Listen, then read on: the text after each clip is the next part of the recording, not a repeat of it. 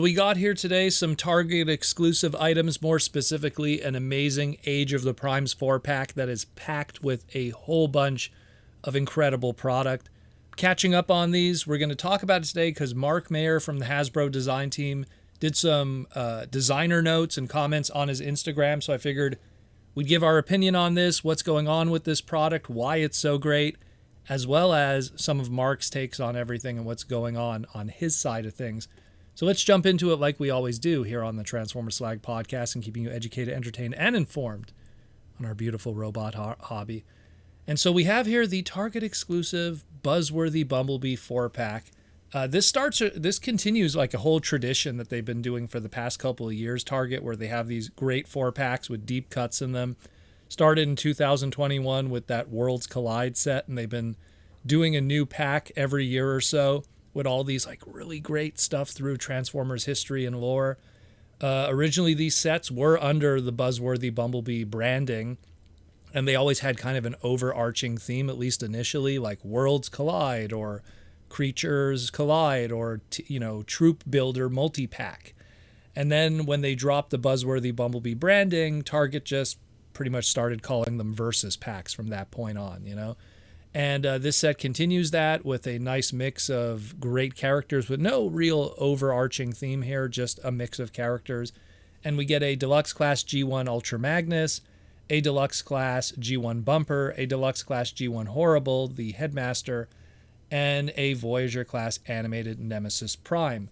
So we're going to go through these and go through the minor design notes that Mark provided on his Instagram and his observation and some of his own images that he provided too, outside of just the stock images from Target. So let's get into it.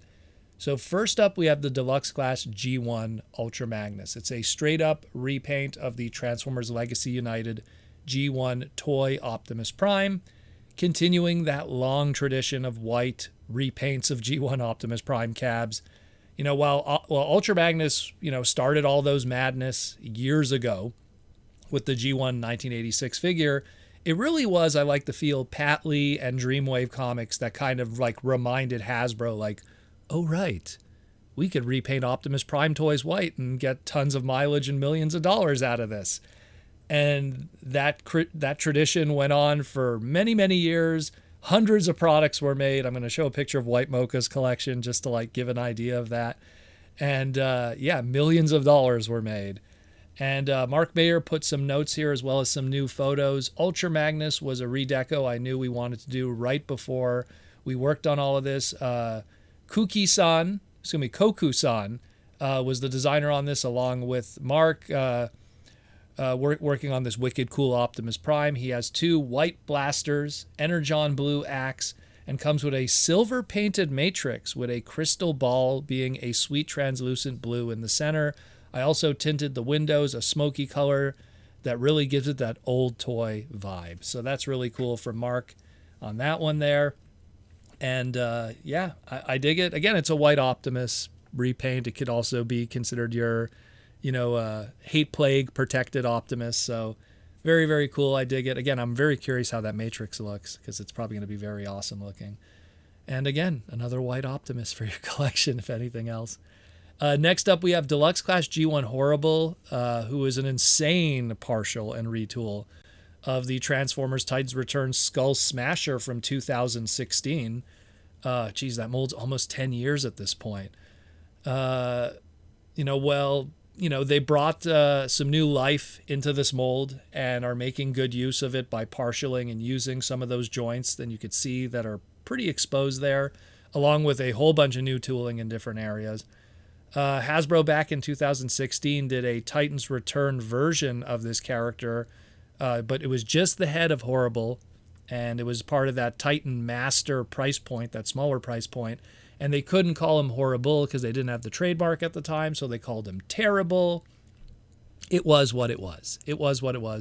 This new Horri-Bull does not use that old Titan Master head that came with it. That was designed by John Warden all these years ago. So this is brand new tooling by Mark Maher, and it just looks absolutely great. It's again taking that Skull Smasher, aka Skull Cruncher, kind of sculpting there and just retooling it and making something that looks absolutely incredible and even doubles as a Master Force bullhorn in terms of screen accuracy with the head and stuff. So I love what's going on here. Bullhorn being Horri-Bull's Japanese character counterpart from the west to the east. So yeah, I love it. I think it looks great. And again, you know, even though it like shares some parts with Skull Smasher, like the arms, the thighs, and the gun, there's a lot of new stuff here, and it looks really, really good. Co-designer, again, Mark Maher says, to keep up with the ever-growing demand of headmasters and reutilizing the vibes that we laid down so many years ago, Horri-Bull is finally back and ready to terror dog jump into your collection.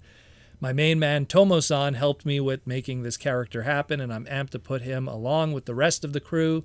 He comes with a tail weapon, double-barreled blaster, singular blaster, and the headmaster Kreb.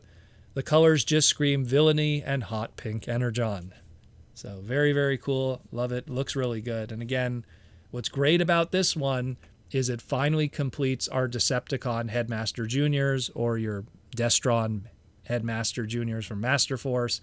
So that's really good, you know, and it's kind of ironic. Back in 2016, the only way we were able to get any versions of those characters was through those 2016 Titan Master head-only price points. But like I always say, when Hasbro puts out a trademark, just wait a couple of years and it's only a matter of time before we see them again and better.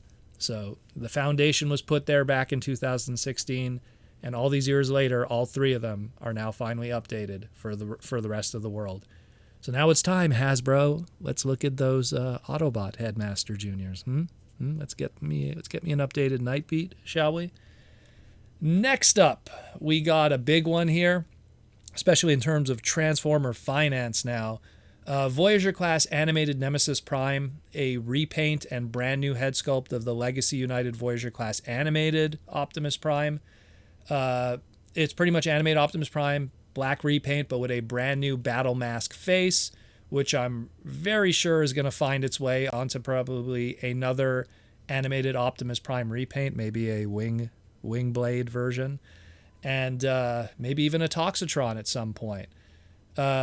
This is a great one because for the longest time, the only way you could get a Nemesis Prime animated version was from the Transformers Animated 2010 Japanese Seibu department store pop-up event called the Transformer Museum, and there was only 300 of these made, and they were quickly sold out.